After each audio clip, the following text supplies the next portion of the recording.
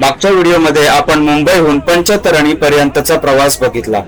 या व्हिडिओमध्ये आपण पुढे पंचतरणी पासून बाबा बर्फानीचे दर्शन आणि बालताल पर्यंतची जर्नी करूया। चला तर मग सुरू करू। हर हर महादेव।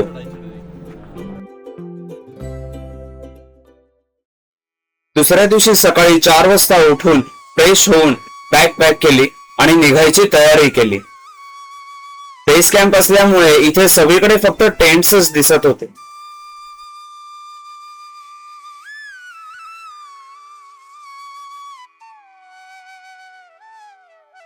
इतर भक्तगण दर्शनासाठी निघाले सुद्धा होते। जय बोलेगी जय बोले। हर हर महादेव।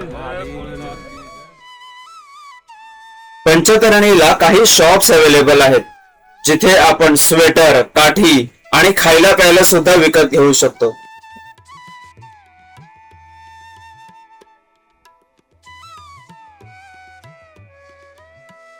पंचतरणीला टेंट मध्ये चार्जिंगची सोय होत नाही, त्यामुळे आर्मीने इथे चार्जिंग बूथ इन्स्टॉल केलेले आहेत।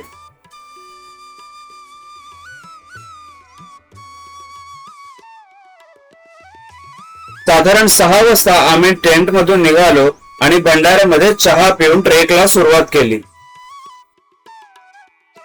पंचतरणीवरून 6 किलोमीटरचा ट्रेक बाकी होता। पुढचा रस्ता तसा सोपा आहे, चढ उतार आणि झिगझॅग रूट असाच आहे। गुड मॉर्निंग फ्रेंड्स, सकाळचे 6:45 झालेत आणि आम्ही आता निघालो आहोत पंचतरणीवरून संगमला आणि संगमवरून गुफेमध्ये। क्लायमेट पण साधारण 60 डिग्री आहे, आता थंडी पण लागते। इथे सुद्धा आपल्याला घोडे, पिठ्ठू, पालखीवाले दिसतात। पूर्ण यात्रेमध्ये आपण कधीही घोडा पालखी केली तर त्यांचा आयडी आपल्याकडे घेणं हे मॅन्डेटरी आहे। श्राईन बोर्डचा तसा रूलच आहे। हर हर महादेव। हर हर महादेव।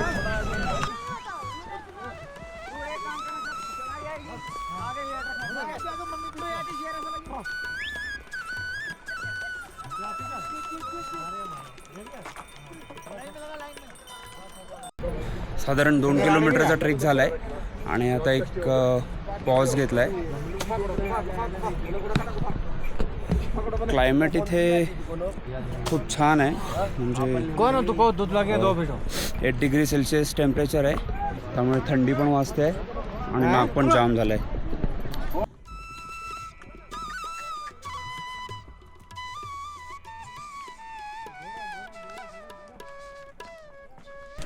आता संगम टॉपला आलोय, तर माझे बाकीचे ग्रुप मेंबर्स येईपर्यंत मी त्यांची वाट बघेन आणि त्यानंतर मग आम्ही गुफेकडे जाऊ।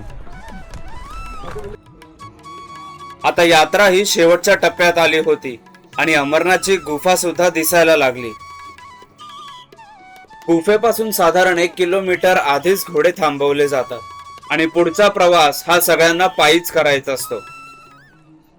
इथल्या शिवलिंगाची खासियत म्हणजे हे फक्त 2 महिनेच इथे असतं, कारण ते बर्फापासून बनतं आणि म्हणूनच भगवान शंकराच्या इथल्या रूपाला बाबा बर्फानी म्हणतात। वरून पूर्णपणे कव्हर असलेल्या गुफेमध्ये दरवर्षी बर्फाचं शिवलिंग बनतं, जे पौर्णिमा जशी जवळ येते तसं मोठा आकार घेत जातं आणि शेवटी राखी पौर्णिमेला पूर्णपणे वितळतं। थंडी आहे आणि थकायला खूप होत आहे। थोडं पुढे जाऊन मी थांबेन त्यांच्यासाठी आणि मग ऑल्टरनेट आम्ही दर्शन घेऊन येऊ, मग बॅग्स घेऊन आम्ही बालताल मार्गे खाली येऊ। मित्रांनो, ही जी मधोमध दिसते तुम्हाला सेंटरला, ती आहे अमरनाथची गुफा। इथेच आपल्याला हिमलिंग बघायला मिळेल। गुफेमध्ये आपल्याला बॅग, कॅमेरा, मोबाईल काहीच घेऊन नाही जाता येणार, त्यामुळे सगळंच मला खाली ठेवावं लागणार आहे। आणि आता फक्त मी एक्सायटेड आहे ते दर्शनासाठी, दर्शन घ्यायचं आहे, कारण बऱ्याच वर्षांनी आलो आहे आणि असा योग सहसा परत परत येत नाही।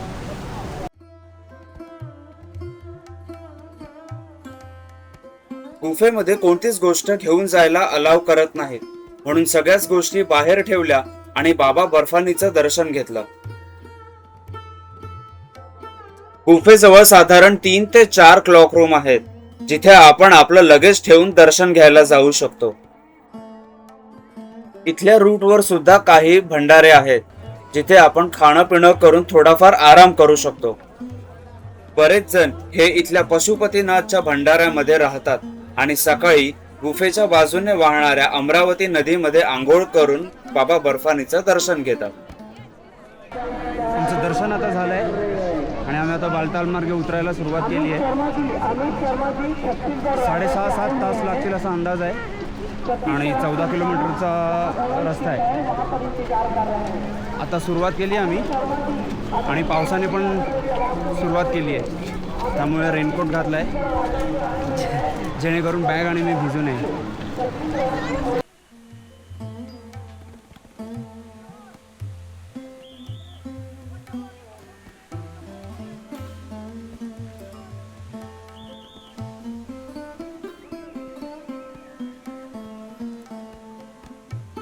हर हर महादेव. पकड़ के रखना, डरना नहीं, ठीक है.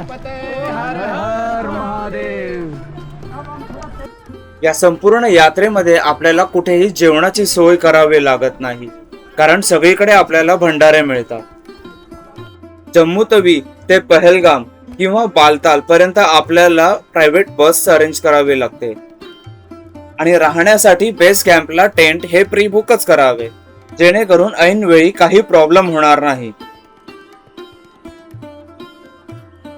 14 किलोमीटरचा ट्रेक संपून आपण डोमेलला पोहोचतो आणि तिथे आपली यात्रा संपते. यात्रा संपली की आपला RFID हा डोमेलला सबमिट करावा लागतो. अमरनाथ यात्रा आता इथे संपली आहे, पण बेस कॅम्प इथून 3 किलोमीटरवर आहे.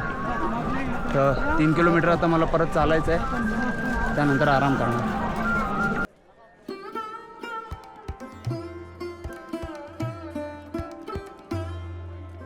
डोमेल पासून बेस कॅम्पला येईपर्यंत आपल्याला बरेचसे भंडारे दिसतात.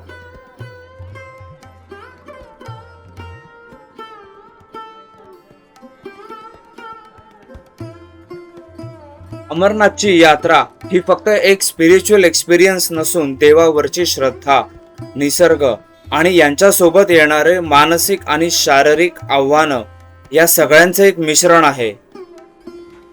ही यात्रा म्हणजे फक्त अमरनाथच्या गुहेमध्ये पोहोचून हिमलिंगाचं दर्शन घेणं इतकंच नाही, तर खरी यात्रा ही त्याच्या पलीकडे सुरू होते. स्वतःमध्ये डोकावण्याची, स्वतःला समजून घेण्याची आणि स्वतःची नव्याने ओळख करून घेण्याची ही यात्रा आहे.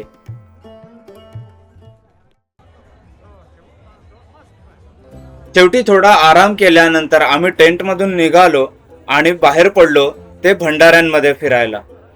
कुठल्या भंडाऱ्याचा काय मेन्यू आहे आणि कुठल्या भंडाऱ्यामध्ये जेवायचं हे इथे ठरवणं हा सगळ्यात मोठा टास्क असतो. आता सगळ्यांचीच यात्रा संपली होती, त्यामुळे सगळेजण टेंटमध्ये बसून मस्तपैकी गाणी गात होते.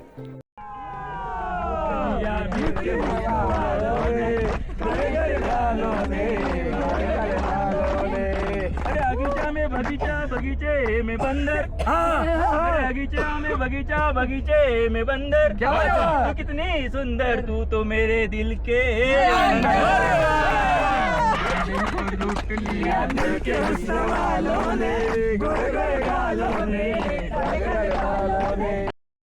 सगळं झाल्यावर आम्ही शेवटी निघालो ते भंडाऱ्यामध्ये जेवायला. जेवण करून आम्हाला उद्या सकाळी परत लवकर निघायचं होतं, कारण आम्ही जाणार होतो ते कटराला.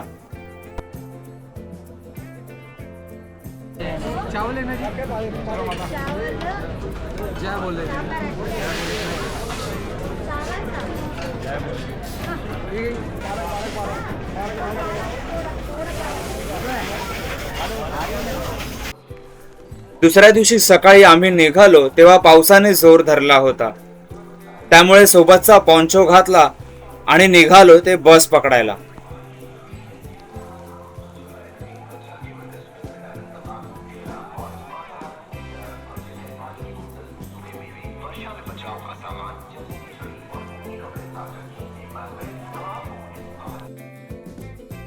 काही अशा पद्धतीने आर्मीचे कॉन्वॉयज हे निघतात. कॉन्वॉयच्या सुरुवातीला आणि शेवटाला आर्मी आणि BSF च्या गाड्या असतात.